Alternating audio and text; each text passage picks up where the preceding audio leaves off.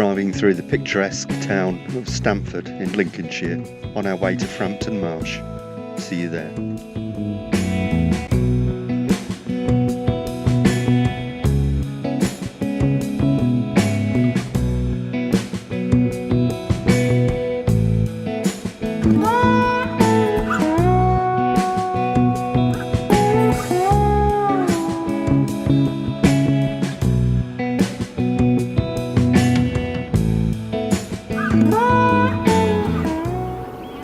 Well, here we are in the car park at RSPB Frampton Marsh, and there's already birds to see.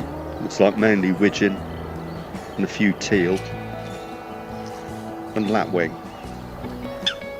And what a difference a year can make. This time last year we were awaiting the arrival of the beast from the east, a front of Arctic weather from Russia. But today there's literally not a cloud in the sky, and the forecast is for temperatures of between 17 and 18 degrees today. It's absolutely stunning, and the air is filled with the sound of lark song, and as we make our way to the reed bed hive we see courting reed buntings. We settle in the hide and there's not much to be seen, and then we spot this distant harrier. General opinion in the hide is that it's a marsh harrier, but a hen harrier has been spotted here. Our attention moves to the islands, and this is a barnacle goose, along with mallard and greylag, oyster catcher, and this male pochard, and coot. The opposite side of the hide looks towards the scrape. We're looking directly into the sun here, so we decide to make our way to the 360-degree hide. On leaving the reed bed hide, we're afforded wonderful views of skylark on the bank that overlooks the water. This is probably the best footage I've ever got of skylark, and as I mentioned earlier, the air is filled with lark song.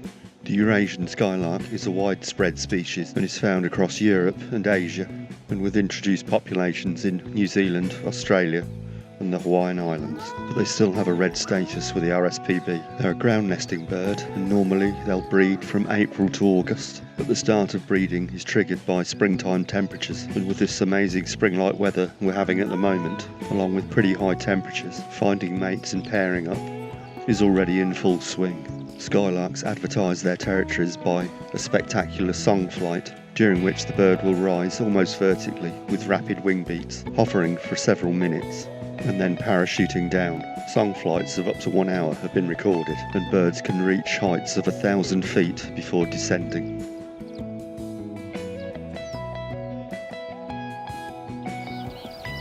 We leave the larks and reach the 360-degree hide. Looking out from the hide, the scrape looks a little devoid of much bird life, so we just sit and enjoy this absolutely stunning weather. But things can change pretty quickly on a reserve like Frampton Marsh, and very soon the birds started to arrive. These are dark-bellied Brent geese. Frampton is always an excellent reserve to see these birds.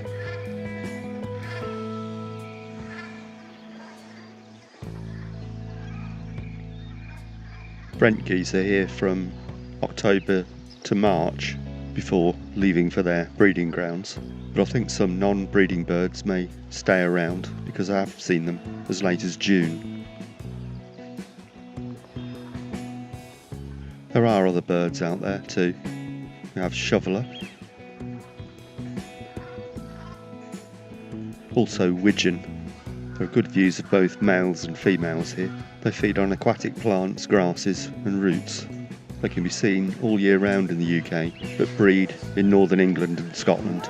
And many birds from Iceland, Scandinavia and Russia visit the UK in the winter. We also have teal out there, but not a particularly good view, and lapwing, quite a pleasing shot of the bird with the glittering water behind.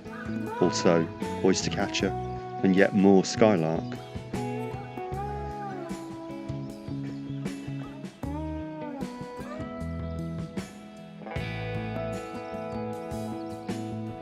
Here's one just above the hide, beginning a song flight.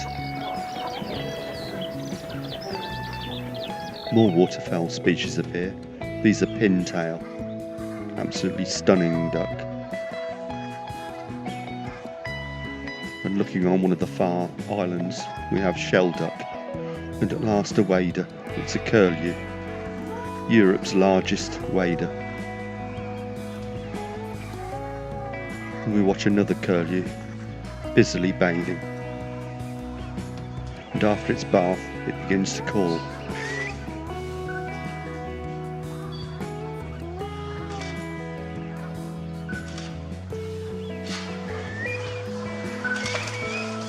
And then it's time to make our way back to the car park, and on the way we pass more signs of spring.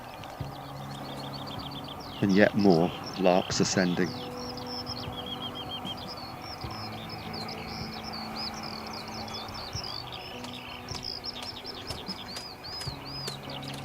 And on reaching the car park, another wader. It's a black-tailed godwit. What a cracking day here at Frampton Marsh, and I'll see you next time.